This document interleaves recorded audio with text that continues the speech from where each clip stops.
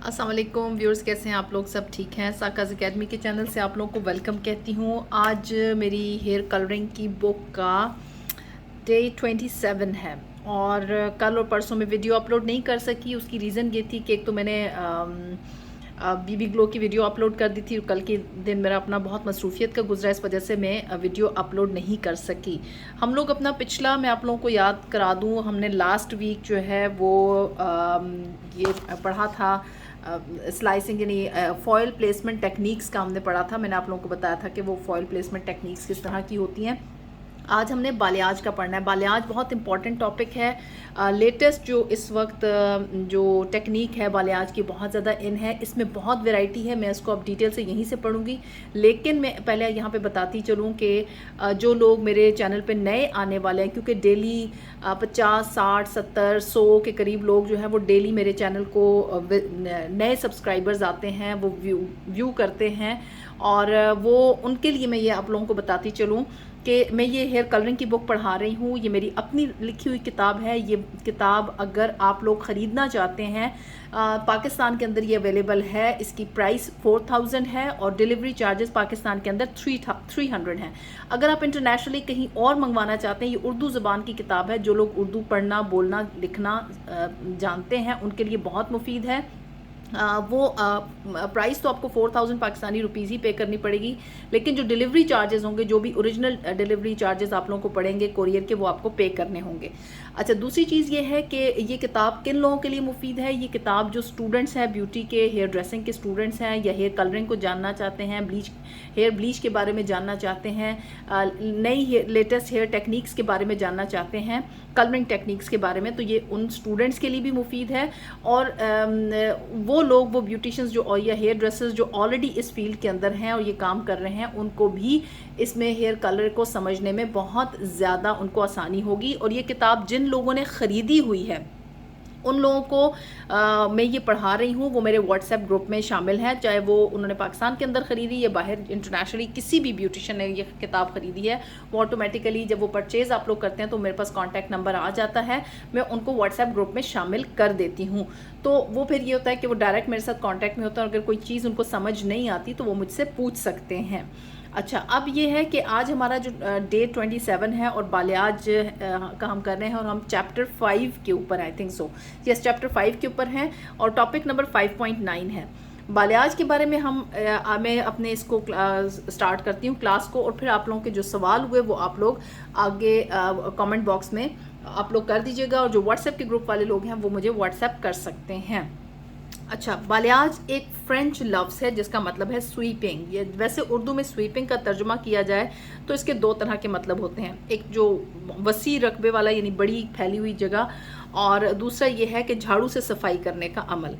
लेकिन यहाँ अंग्रेज़ी में इसका तर्जुमा किया जाएगा और जिसका मतलब है moving with swiftness plus force, यानी आप बड़ी स्मूथली इसे इस तरह मूव करना, स्विफ्टली, स्विफ्ट कहते हैं ये, आप स्मूथली जैसे मैं पेन को मूव कर रही हूँ ना, ऐसे स्विफ्टली मूव करना, लेकिन फोर्स के साथ थोड़ी सी ताकत लगा के उसको मूव करना। तो इसको यहाँ पे जो बालियाज का मतलब है वो ये लेंगे, यानी बहुत हमवार तरीके से लेकिन कुव्वत के साथ हरकत। ठीक है, इस तरीके में आप अपने हाथों के ज़रिए डाई ब्रश को बहुत हमवार तरीके से लेकिन थोड़ी कुव्वत लगाकर बालों पर ब्लीच का मिक्सचर लगाएंगे।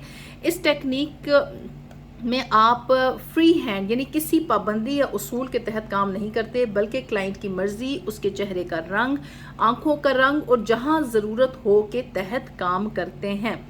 बालियाज में हेयर आर्टिस्ट बिल्कुल एक पेंटर की तरह काम करता है। जिस तरह पेंटर का कैनवस उसका बोर्ड होता है, इसी तरह हेयर आर्टिस्ट का कैनवस क्लाइंट के बाल होते हैं, और वो डाई ब्रश की मदद से फ्री हैंड काम करते हुए अपनी मर्जी से हाइलाइट्स को पेंट करता या करती है। और एक नेचुरल सॉफ्ट ग्रेडिएशन यानी दर्जा बंदी, ऐसे जैसे हल्का लाइट कलर, फिर थोड़ा सा डार्क, फिर थोड़ा सा डार्क, फिर थोड़ा सा डार्क, या डार्क कलर फिर थोड़ा लाइट, इस तरह ग्रेडिएशन से बनती जाती है, की जाती है, जिसमें रूट्स पर डार्क शेड होता है और जैसे जैसे आप मिड लेंथ्स पर आते हैं लाइट शेड किया जाता है और बालों के सिरों पर सबसे लाइट शेड होता है।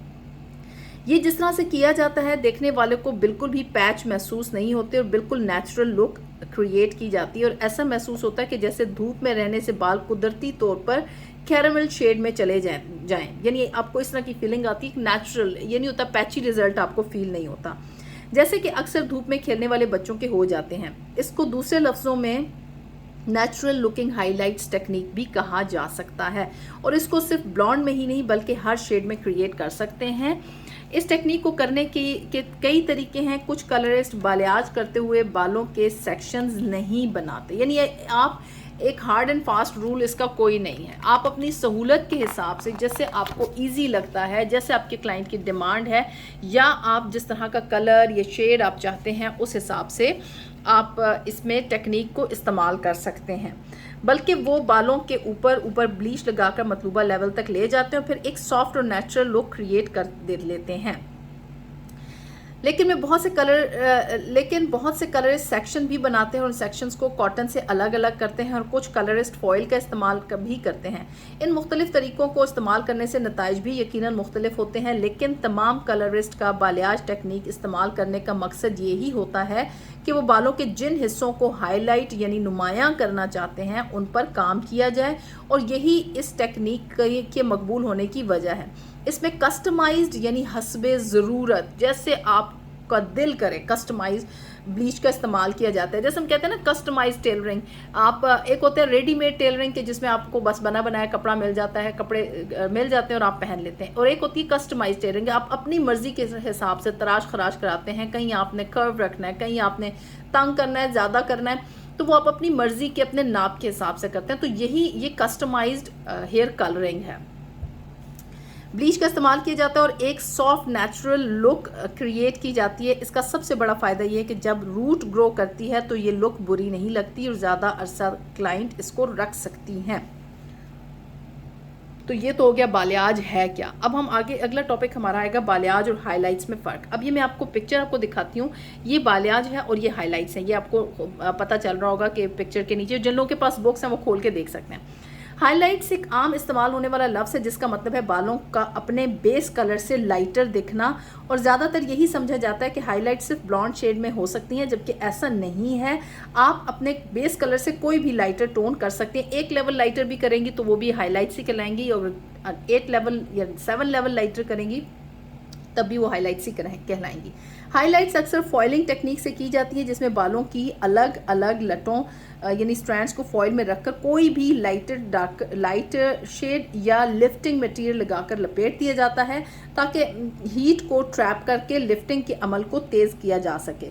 फॉइल को अमूमन सर की जिल्द के बिल्कुल नज़दीक से लगाया जाता है और बालों को रूट्स के बिल्कुल पास से लेकर एंड्स तक एक ही शेड में लाइट किया जाता है, जिससे बिल्कुल इवन यानी एक जैसी हाइलाइट्स की लुक आती है। जबकि बालियाज एक फ्री हैंड टेक्निक है और उसमें फॉइल का इस्तेमाल भी बहुत कम किया जाता है। बालियाज में बालों की लुक सॉफ्ट और नेचुरल होती है और रूट से कलर डीप होता है। जैसे जैसे बालों के सिरों यानी एंड्स तक जाते हैं तो कलर लाइटर होता जाता है। अमूमन बालियाज को रूट से नहीं किया जाता और ज़्यादातर फोकस बालों के सिरों और एंड्स पर और मिड शेफ्ट यानी दरमियानी हिस्से पर रखा जाता है। तो ये तो हो गया हाइलाइट्स और बालियाज में फ़र्क। अब अगला है हमारा topic ombre, sombre, baby lights and balayage. ये क्या चीज़ें हैं? अच्छा, बालियाज की टर्म या लफ्ज़ को हम काफ़ी जगह इस्तेमाल कर सकते हैं। ये टेक्निक चूँकि किसी ख़ास उसूल की पाबंद नहीं, इसलिए इसमें तजुर्बात करने की बहुत गुंजाइश है। इस टेक्निक को आप अपनी मर्ज़ी से जहाँ ज़रूरी हो इस्तेमाल कर सकते हैं। इसका कोई मखसूस कायदा या कानून नहीं, इसलिए इसको फ्री हैंड पेंट कहा जाता है। हाइलाइट्स की एक टेक्निक को भी बालियाज के साथ मिक्स करके इस्तेमाल किया जा सकता है, लेकिन हाइलाइट्स को हम बालियाज नहीं कह सकते। ओम्ब्रे और सोम्ब्रे में फ़र्क। इन दोनों कलरिंग के तरीके को टेक्निक से ज़्यादा एंड रिजल्ट पर यानी नताइज पर इन्हिसार किया जाता है। ओम्ब्रे में रूट्स डार्क कलर की होती हैं और मिड लेंथ से बाल लाइट शेड में चले जाते हैं। ये ओम्ब्रे में, ठीक है। अब ये आप यहाँ पे मैं आपको पिक्चर के साथ भी थोड़ा डिफ्रेंशिएट करूँगी। ये देखिए, ये ओम्ब्रे है और ये सोम्ब्रे। अब यहाँ पे देखें आप, यहाँ से यहाँ तक आपको ये डार्क शेड लग रहा है, ये डार्क शेड है और यहाँ से फिर ये लाइटर शेड होना शुरू हो गया, ठीक है। ये मिड लेंथ है ना ये।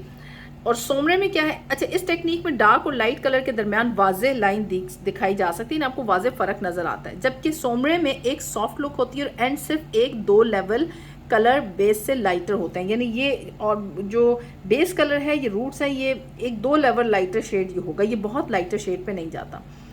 और डार्क शेड से लाइटर शेड के दरमियान कोई नुमायां लाइन वाज़ेह नहीं होती।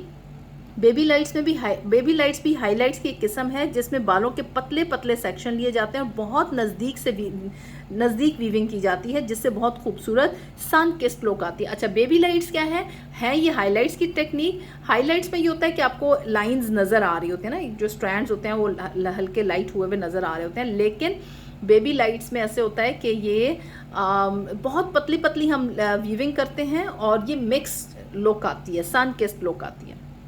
बालियाज सेक्शनिंग पे अब हम आते हैं। बालियाज टेक्निक में जब बालों की सेक्शनिंग की बात की जाए तो उसका मतलब है कि आप एप्लीकेशन के दौरान बालों के सेक्शन कैसे बनाती हैं, और बालियाज के सेक्शन कलर की दूसरी टेक्निक से फ़र्क होता है। इसमें बालों की डेंसिटी यानी बालों अगर बाल बहुत घने हैं को भी मद्देनज़र रखा जाता है, यानी घने हैं पतले हैं ये भी जहन में रखा जाता है। कलरिंग में बालों पर कलर किस तरह लगाया जाता है कि इस तरह लगाया जाता है कि कोई बाल रह ना जाए, लेकिन बालियाज में ऐसा नहीं होता। बालों के सेक्शन बड़े और थोड़े थिक लिए जाते हैं और ये ख्याल किया जाता है कि प्रोडक्ट बालों के नीचे की तरफ ना गुजर जाए। इस तरह करने से बहुत खूबसूरत मल्टी डायमेंशनल कलर आता है। यानी आप जब बाल के ऊपर कलर लगाते हैं, लेट्स से ये बाल है, अगर मैं इसके ऊपर कलर लगाऊंगी तो इसके नीचे वाले हिस्से में वो सीप नहीं कर जाता, वो नीचे नहीं जाता। ब्लीच जो हम लगाते हैं वो ऊपर ही रहती है, ठीक है। हम स्ट्रैंड थोड़ा थिक लेते हैं और बड़ा लेते हैं और उसके ऊपर कलर करते हैं। जबकि हम जब कलरिंग करते हैं तो हमारी कोशिश होती है कि कोई एक बाल भी ऐसा ना रहे जिसके ऊपर कलर ना लगे। कलर लगना चाहिए, यानी ना लगे का मतलब ये कि हर बाल के ऊपर कलर लगना चाहिए। बालियाज सेक्शन पैटर्न्स क्या हैं? अच्छा, कोई भी पैटर्न सिलेक्ट करने से पहले आपको पता होना चाहिए कि आप एंड रिजल्ट कैसा चाहती हैं और इस रिजल्ट को हासिल करने के लिए आप कौन सा पैटर्न इस्तेमाल करेंगी, और इसके लिए आप क्लाइंट के साथ कंसल्टेशन कर लें और सेक्शनिंग के बारे में जानने के बाद आपको अपने मतलूबा नताइज हासिल करने में बहुत मदद मिलेगी। पहले बेसिक पैटर्न्स हैं, 4 बेसिक पैटर्न्स हैं। पहला है हॉरिजॉन्टल सेक्शन। हॉरिजॉन्टल सेक्शन जो जिस तरह मैंने आपको हाइलाइट्स के बताए थे उसी तरीके से ये भी हॉरिजॉन्टल सेक्शन लिए जाते हैं।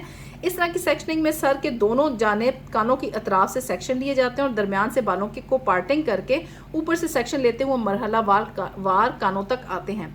ये सेक्शनिंग सबसे ज़्यादा आम है और इसमें नताइज बहुत वाज़ेह होते हैं क्योंकि ये बालों के नेचुरल फॉल के हिसाब से सेक्शन होते हैं। इस तरह के सेक्शन उस वक्त लिए जाते हैं जब हमने कलर जैसी लुक देनी हो बालों को।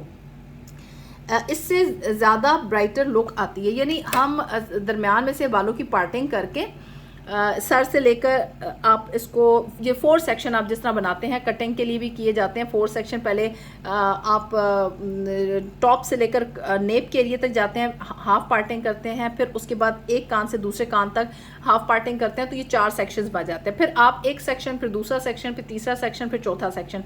इन चारों सेक्शंस पे आप बिल्कुल हॉरिजॉन्टल यानी इस तरीके से, ये जैसे पेन रखा हुआ ना इस तरह के सेक्शंस आप लेते हैं, यूँ सीधे आपने सेक्शंस लेते हैं और ये हॉरिजॉन्टल सेक्शंस कहलाते हैं, ठीक है। डायगोनल सेक्शंस, अब डायगोनल सेक्शन जिस तरह नाम से ही जाहिर है इसमें तिरछे सेक्शंस लिए जाते हैं और इस तरह की सेक्शनिंग की सॉफ्ट लुक आती है। जो पहले वाला सेक्शन था जिसमें हॉरिजॉन्टल, ये एक बोल्ड लुक आएगी आपको, यानी ये सेक्शंस दिखाई देंगे, दूर से ये आपको दिखाई देंगे कि ये सेक्शनिंग ऐसी हुई भी है। लेकिन डायगोनल सेक्शन में क्या होता है, इसमें सॉफ्ट लुक आती है। अब डायगोनल सेक्शन ये भी अगर आप 4 सेक्शंस उसी तरह बेसिक सेक्शन लें, फिर उसके बाद इनको तिरछा यानी तिरछा आप लेते हैं। पहला आपने ये देखें, ये फर्स्ट सेक्शन, ये मैंने कोशिश की है कि पिक्चर से आपको क्लियर हो कि ये पहला सेक्शन आपने कान के बिल्कुल पास कनपट्टी से लिया और ये देखें ये इस पे कलर कर दिया। दूसरा सेक्शन आपने लिया, उसको साइड पे रखा और इस तरीके से यहाँ से आप देखें ऊपर टॉप से ब्लीच आपने लगाई और ये आपको शेडेड पार्ट जो नज़र आ रहा है ये ब्लीच वाला पार्ट है।